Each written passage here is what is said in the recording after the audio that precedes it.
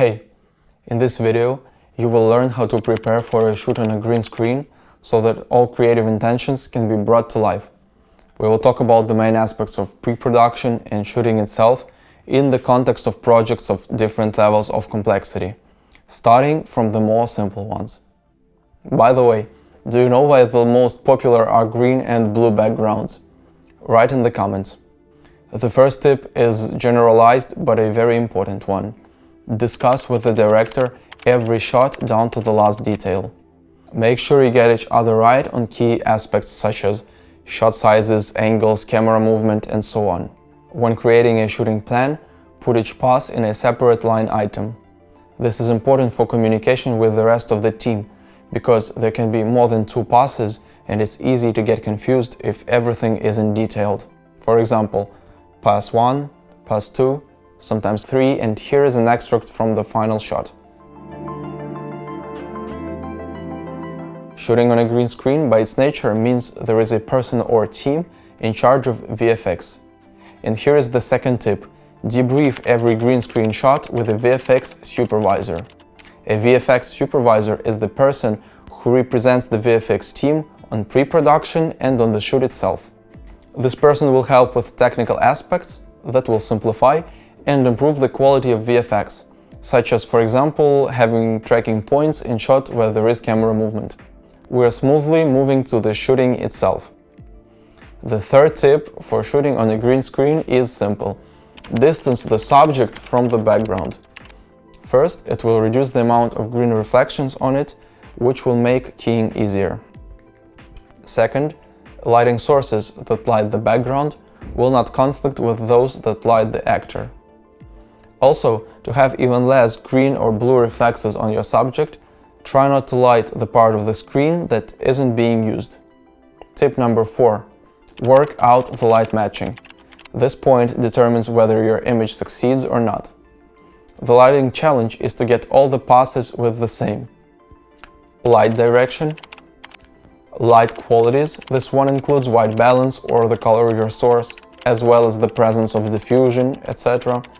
And contrast, difference of apertures between light and shadow parts of the subject when there is one light source, or ratio of all sources when there are more than 2.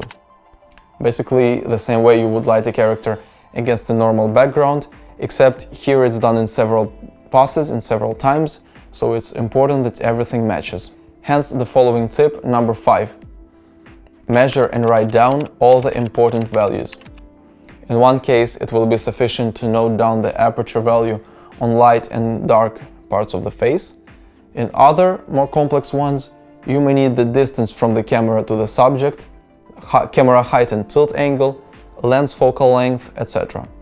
You can ask the camera assistant to keep track of these values. This is important because shooting the passes may take place several weeks apart on different cameras under different conditions, so don't forget to note the actual values obtained during the shooting.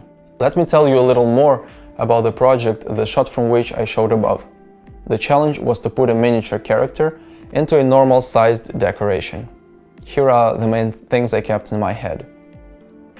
Even with a small depth of field of the decoration, the miniature character will be all in focus logically, so the depth of field should fully cover the actor. When shooting the green screen passes, there is always the temptation to light the actor from close. This may be a good idea if the character is standing still, but if he takes a few steps, the light source should be far enough away so that the amount of light on your actor does not change as he walks. In short, by moving an object 2 times farther away from the light source, the amount of light in it decreases by a factor of 4, and so on. This is one of the reasons why mirrors are often used, especially while filming in a studio. The inverse square law is a topic that deserves its own video. It has its own interesting details concerning mirrors and other reflectors, so let me know if such a video would be of value to you. And here is a bonus for those of you who made it this far. Tip number 6. DIT and pre-visualization on set. Okay, you've lit the scene well, metered and noted the exposure in all the important parts of the frame. The final image is still a long way off. Pre-visualization on set, a test overlay, will help you get closer to it. This is done by a separate person who grabs a proxy image from the camera and, having a previously shot pass, overlays it onto the pass being shot at that particular moment. This will help you make sure the lighting works the way you planned, and will also be helpful to the rest of the department heads or producer, and also will decrease your anxiety level.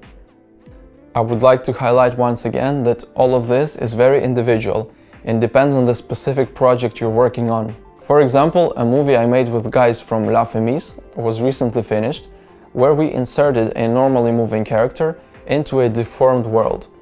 Here are some stills from the movie that I posted on my Instagram. All this is to say that every project is unique. There is always something you haven't done yet. It's natural, and don't be afraid of it. That's it for now. Shooting on a green screen is an incredible amount of technical and creative possibilities, so I wish you the most interesting projects. Like and subscribe. See you!